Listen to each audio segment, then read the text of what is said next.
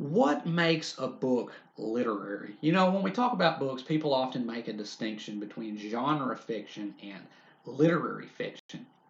But where does that distinction actually lie? And what is the true nature of that word, literary? Now, some people may tell you that literary fiction is its own genre, and those people are wrong because literary is not a genre, but rather a quality that any book of any genre can possess. But what does a book have to do to possess that quality? Well, when I talk about books, when I evaluate books, I use to ascertain whether a book has literary value a series of three criteria: the characters of the book, the writing of the book, and the ideas of the book. Is the book actually about something? Now, for me, for a book to be considered literary, it has to have two out of three of those criteria. It has to either have really good characters and really good writing, or really good writing and have some big ideas behind it, or have really good characters and some big ideas. You get the picture. A combination of any two of those three criteria. Now, I'm not at all trying to pass myself off as any kind of arbiter of literary discussion, but I do believe that this is a fairly sound system of assessment when it comes to looking at books and seeing whether or not they can be considered literary.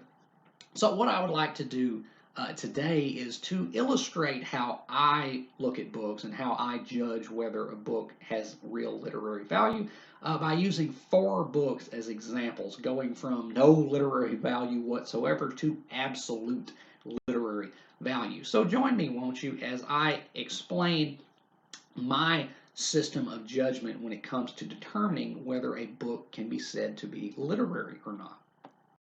And the first book, which I have selected to exemplify a work with no literary value whatsoever, is The Traveling Vampire Show by Richard Lehman. Richard Lehman really is, I think, the worst writer I have ever encountered. Now, that's not to say there's no enjoyment to be had or fun to be had with his books, but they were trash, absolute shameless trash. But this book meets none of the three criteria for literary value, uh, which I use when assessing a book in that regard. The writing is horrible, it is atrociously written. The characters are also just crap. It's not anything to write home about in terms of character, and this book ain't about anything. This book is just exploitative, shameless trash written to titillate and supposedly thrill, but yeah, it's even rather dubiously successful on those rounds. So yeah, to represent a book that meets none of my three criteria, The Traveling Vampire Show by Richard Lehman.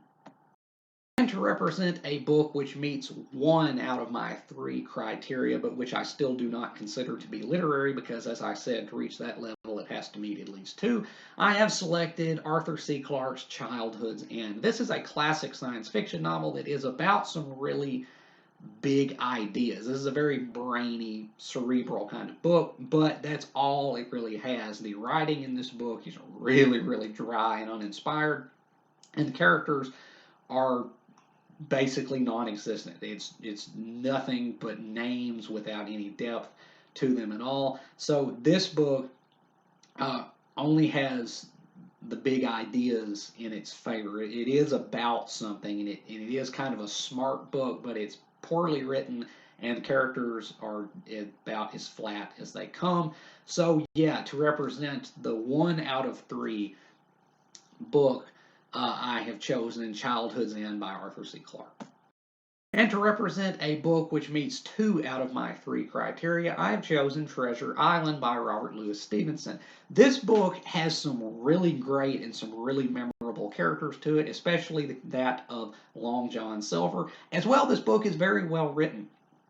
So I do consider Treasure Island to have literary merit because it has good characters and it has good writing, but it isn't really about anything. That's why it only meets two out of my three criteria, but it does break over into the realm of the literary because of that.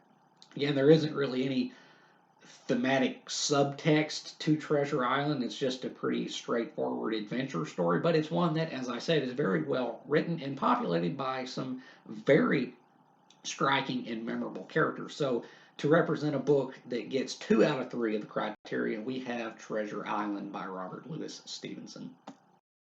And to represent a book that meets all 3 of my literary criteria, and which I consider to be supremely literary, we have my favorite book ever, Frankenstein by Mary Shelley. This book has it all. The writing is the finest that I have ever encountered in a book, period.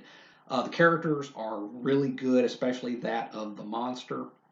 And this book has ideas and themes in spades. It is about so much.